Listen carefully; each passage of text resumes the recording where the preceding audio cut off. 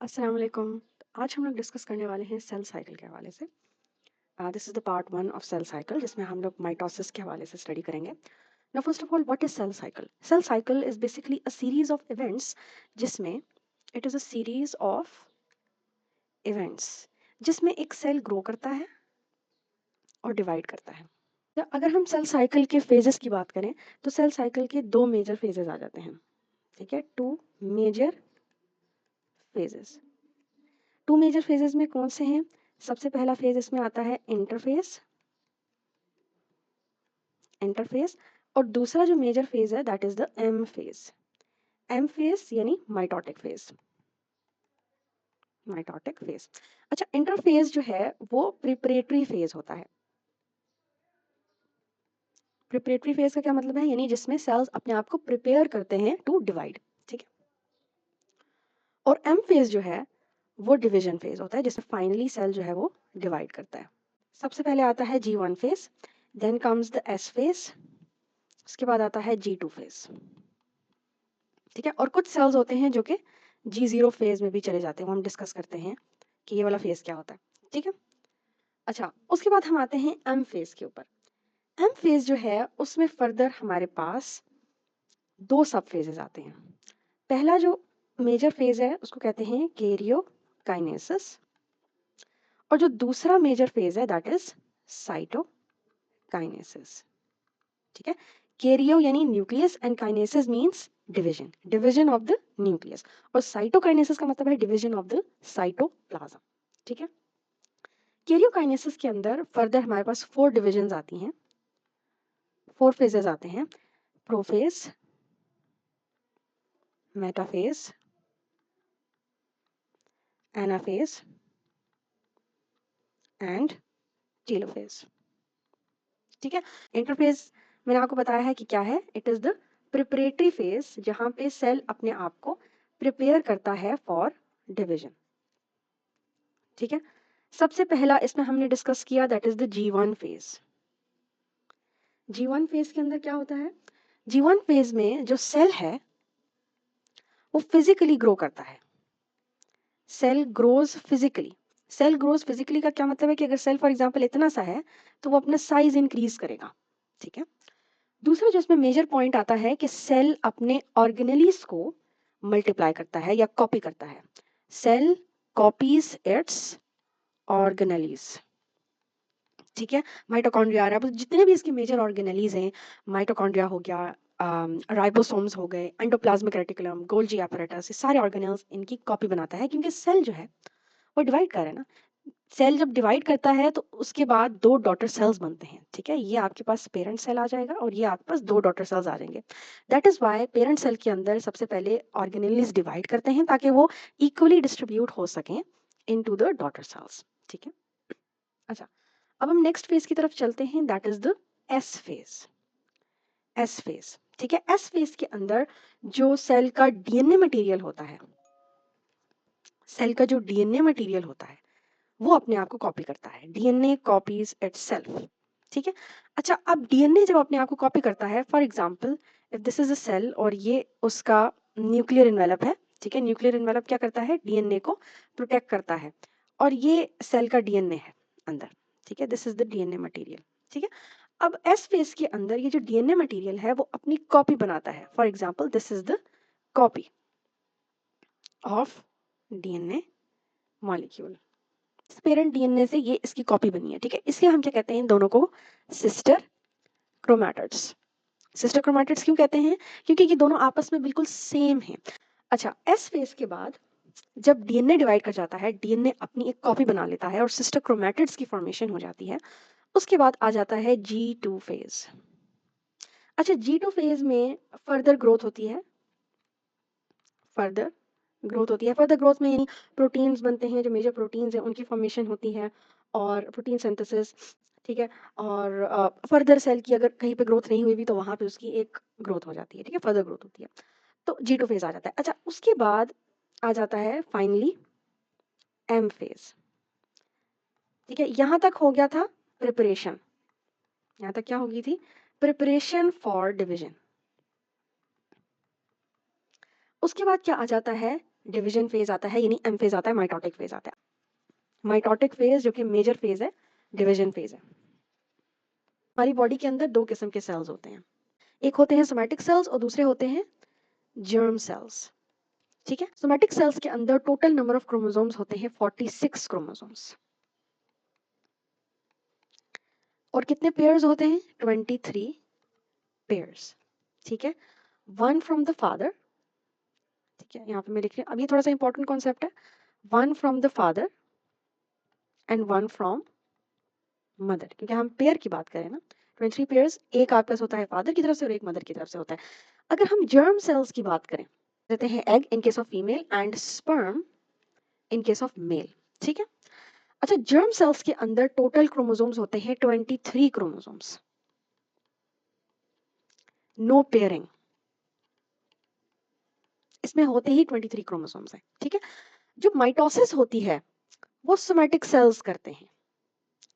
ठीक है, this is a very important point कि जो सोमैटिक सेल्स होते हैं ये माइटोसिस करते हैं, जो हम अभी स्टडी करेंगे। तो जर्म सेल्स होते हैं वो मियोसिस करते हैं। तो let's draw a big somatic cell. ठीक है, सोमैटिक सेल्स में आपके पास कौन कौन से आ जाते हैं? जितने भी सेल्स हैं आपके, हार्ट सेल्स, ठीक है, मसल सेल्स हो गए आपके, और क्या कहते हैं, ठीक है, जितने भी सेल्स हैं इन एक्सेप्ट योर जर्म सेल्स, ठीक है, वो सारे आपके सोमैटिक सेल्स हैं। अच्छा, अब जब मैं क्रोमोसोम्स की बात करती हूँ ना, क्रोमोसोम्स का मतलब है, यानी 46 क्रोमोसोम्स की अगर मैंने यहाँ पे बात की ना, तो इसका मतलब क्या है? 46 DNA highly coiled DNA molecules. ठीक है, 46 क्रोमोसोम्स का क्या मतलब है? 46 हाईली कॉइल्ड डीएनए मॉलिक्यूल्स हैं ये। ठीक है, तो एक सोमैटिक सेल के अंदर हमारे पास 46 क्रोमोसोम्स होते हैं, यानी 46 हाईली कॉइल्ड डीएनए मॉलिक्यूल्स होते हैं।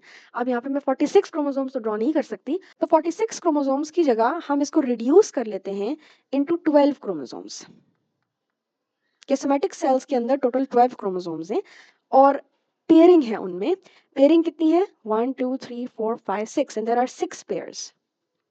ठीक है, one from the mom and one from the dad. ठीक है, ये मैंने एक सोमैटिक सेल ड्रॉ किया है यहाँ पे। This is one somatic cell, इसको आप कोई भी सोमैटिक सेल कह लें, हार्ट सेल कह लें, जो भी कह लें, एक्सेप्ट द जर्म सेल्स। ठीक है, ये सोमैटिक सेल, इसने क्या करना है? इसने अपने आप को डिवाइड करना है।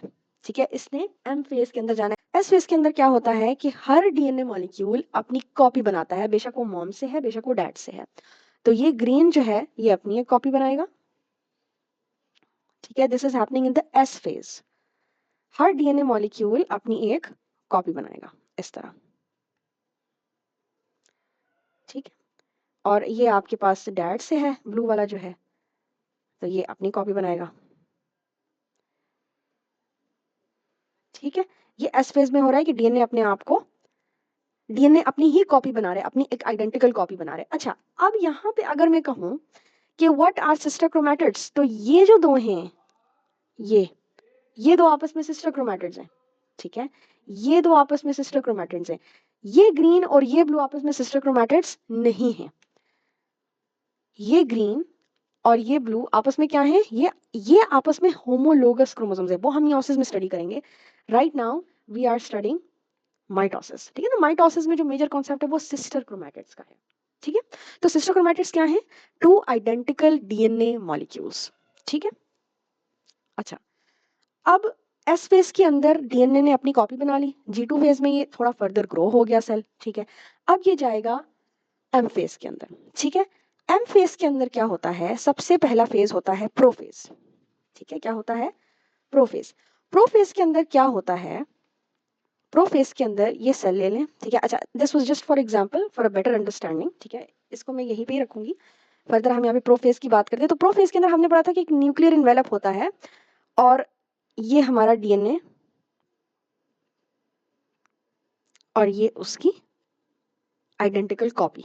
ठीक है, अच्छा, अब प्रोफेज के अंदर अब पहले डीएनए क्या होता है? थ्रेड लाइक फॉर्म में होता है। ठीक है, just like this, uncoiled thin structure होता है। ठीक है, थ्रेड लाइक स्ट्रक्चर। इस स्ट्रक्चर, इस फॉर्म ऑफ डीएनए को कहते हैं क्रोमैटिन।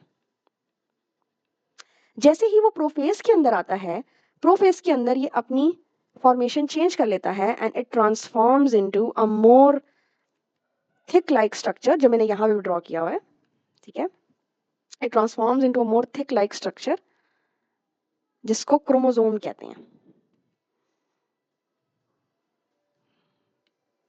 ठीक है, ये डीएनए है और ये उसकी कॉपी है, ये, ठीक है, it transforms into more thick like structure, और इस स्ट्रक्चर को कहते हैं, जो कि हाईली कॉइल्ड होता है, इस स्ट्रक्चर को कहते हैं क्रोमोसोम। और ये क्या है हमारे पास, ये दोनों सिस्टर क्रोमैटिड्स जो हमने डिस्कस कर लिया। अच्छा, अब ये जो मैंने एक पेयर बनाया है, ये एक पेयर है, ठीक है, ये अगर मैं इसको और ही मैग्नीफाई कर लूं, ठीक है, this is only one DNA जो मैंने यहाँ पे बनाया ना, ये जो मैंने यहाँ पे बनाया है, this is only one DNA. जो पूरे 46 के 46 क्रोमोसोम्स होते हैं ना, वो सारे डिवाइड करते हैं, ठीक है, ये मैंने सिर्फ एक डीएनए मॉलिक्यूल लिया, ये उसकी मैंने एक कॉपी बनाई है, जो कि सिर्फ समझाने के लिए कि प्रोफेज में एक्चुअली होता क्या है। तो प्रोफेज में सबसे पहले तो डीएनए अपने आप को क्रोमैटिन से क्रोमोसोम में चेंज करता है। दूसरी चीज इसमें क्या होती है कि ये जो न्यूक्लियर एनवेलप है ना, ये खत्म हो जाता है। न्यूक्लियर एनवेलप एक तो खत्म हो जाता है, ठीक है, ये न्यूक्लियर एनवेलप खत्म हो गया यहाँ से, ठीक है, और एक मेजर ऑर्गेनेली होता है, आपने सुना होगा सेंट्रोसोम। सेंट्रोसोम क्या होता है, basically it is a structure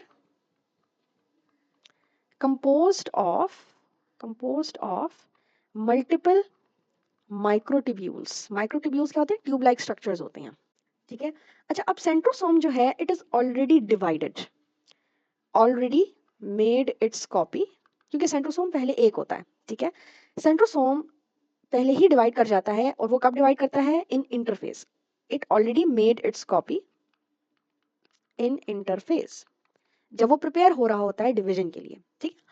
तो अब क्योंकि दो सेंट्रोसोम्स हो गए हैं, तो प्रोफेज के अंदर अब ये एक सेंट्रोसोम है और ये दूसरा सेंट्रोसोम है। फेज के दौरान क्या होता है कि एक सेंट्रोसोम जो है वो इस पोल की तरफ आ जाता है, और एक सेंट्रोसोम जो है वो यहाँ आ जाता है, ठीक है। अच्छा, अब सेंट्रोसोम से माइक्रोट्यूब्यूल्स एक्सटेंड करते हैं ड्यूरिंग प्रोफेज, ठीक है। 3 किस्मों में माइक्रोट्यूब्यूल्स एक्सटेंड करते हैं। एक किस्म होती है जो यहाँ से माइक्रोट्यूब्यूल एक्सटेंड होता है और सिस्टर क्रोमैटिड के बिल्कुल सेंटर में जाके अटैच हो जाता है। यहाँ से भी बिल्कुल सेम प्रोसीजर होता है, ठीक है। अच्छा, दूसरे किस्म के जो माइक्रोट्यूब्यूल्स होते हैं, दे extend in the opposite direction, इस तरह, ठीक है, ये ऑपोजिट डायरेक्शन में एक्सटेंड करेंगे इस तरह, ठीक है।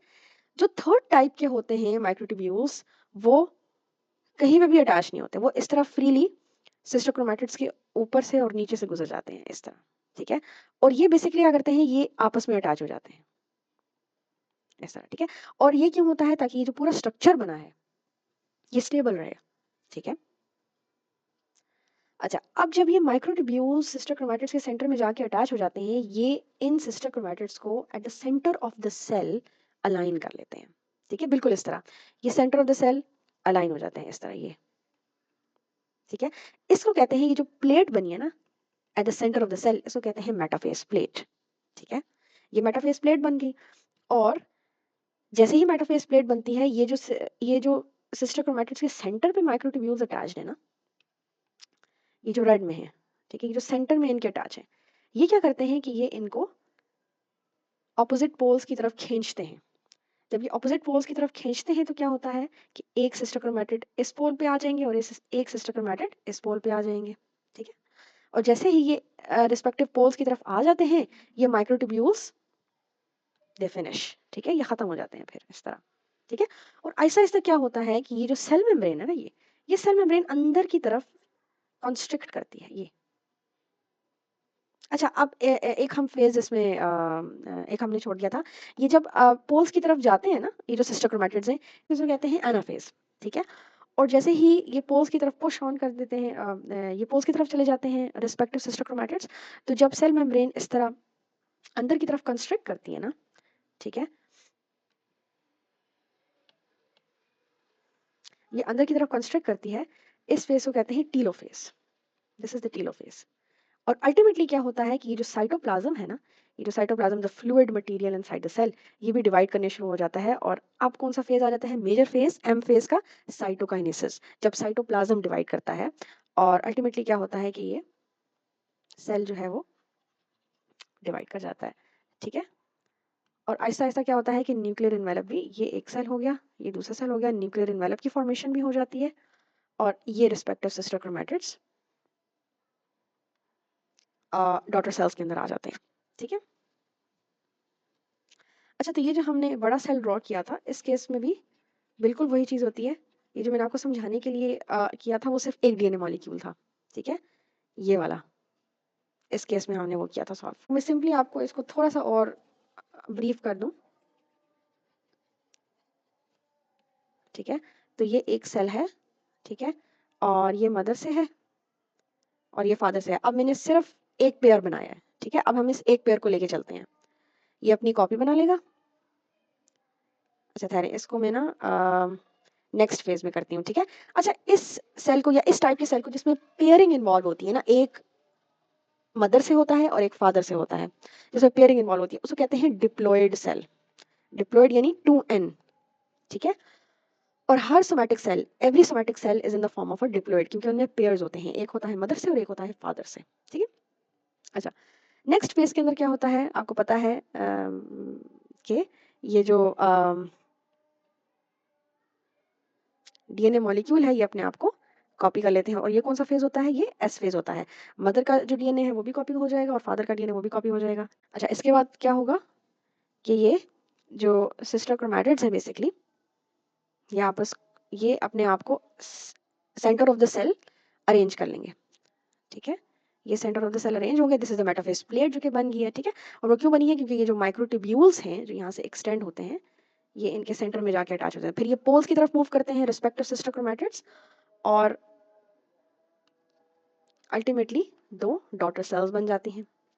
ठीक है, ये और ये, तो एक जो पेयर है वो इधर आ जाएगा। ये कौन सा पेयर मैंने बनाया है, ये वाला पेयर, ये एक डॉटर सेल में आ गया, ये देखें। ठीक है, और ये वाला जो पेयर है, जो नेक्स्ट पेयर है, वो एक डॉटर सेल। अच्छा, अब आप देखें कि ये जो डॉटर सेल्स बने हैं, they are same as it is as the parent cell. ये पेरेंट सेल है और ये दोनों क्या हैं, ये डॉटर सेल्स हैं। तो माइटोसिस के केस में क्या होता है कि 2n forms 2n, 2n forms 2n, यानी डिप्लॉयड सेल जो है वो डिप्लॉयड सेल ही बनाता है। तो ये माइटोसिस का एक इंपॉर्टेंट पॉइंट है। अच्छा, अब एक और इम्पॉर्टेंट चीज जो कि लास्ट चीज है, ठीक है, जो कि हम एक बहुत ही एक मेजर मकसद माइटोसिस का क्या होता है वो हम स्टडी करने वाले हैं। तो फॉर एग्जांपल, अगर ये आपकी स्किन है ना, ये स्किन बैरियर है, दिस इज योर स्किन। ठीक है, स्किन में क्या होता है, अगर रप्चर हो जाए फॉर एग्जांपल, तो इसका क्या मतलब हुआ कि सेल्स, ये जो यहाँ पे जो सेल्स होते हैं वो मर जाते हैं। ठीक है, तो अगर मैं इंडिविजुअल सेल्स बनाऊं यहाँ पे, ये देखें,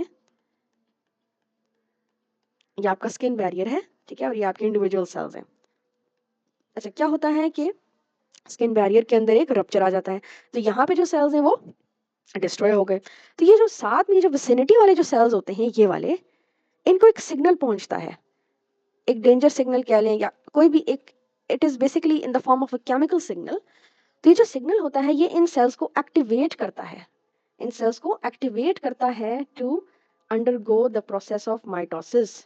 तो जब ये माइटोसिस करते हैं तो ये जो स्पेस, ये जो खाली स्पेस है ये फिलअप हो जाती है एंड दे डिवाइड।